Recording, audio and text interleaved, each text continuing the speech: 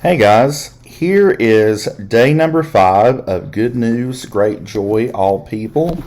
And we're going to read today in the New Testament. We've been in the Old Testament the last couple of days. And today we're going to read from Hebrews chapter 13, verse 6.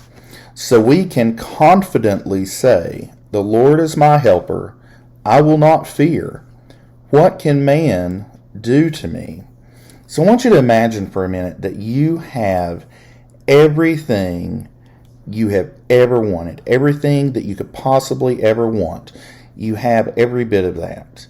How would your life look? Think about that for a minute. And now think about how would your spiritual life look if you had everything that you've ever wanted. You know, if we go back a verse in Hebrews, the writer of Hebrews warns us against the love of money and the worship of stuff, of material things, of worldly things. And the writer is speaking less about having things, but more about how our hearts feel, the state of our hearts in relationship to those things, to those material things in this world. And God tasks us with what He blesses us with. He expects us to be good stewards, to take care of what we have, and to use what we have to honor Him and to give Him all the credit and all the glory for what we do have. Whether we have just a little or whether we have a lot, we should never allow things to become enthroned on our hearts above Jesus.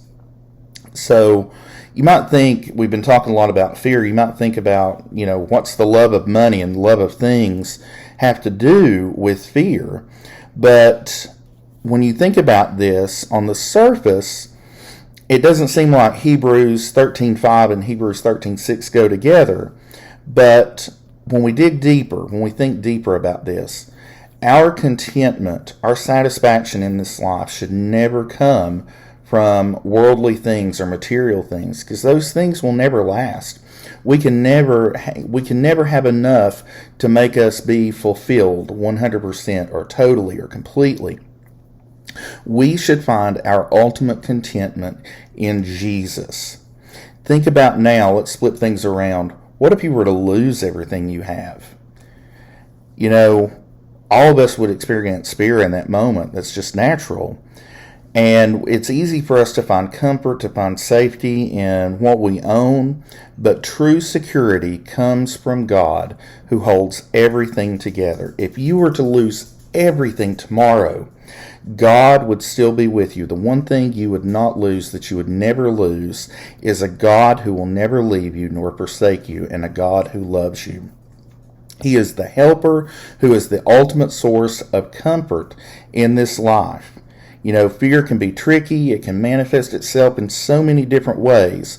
But with the hope we have in Jesus Christ, you can face anything and say, "My God is my helper, and I will not be afraid." And we should take comfort in that, and we should embrace that every single day.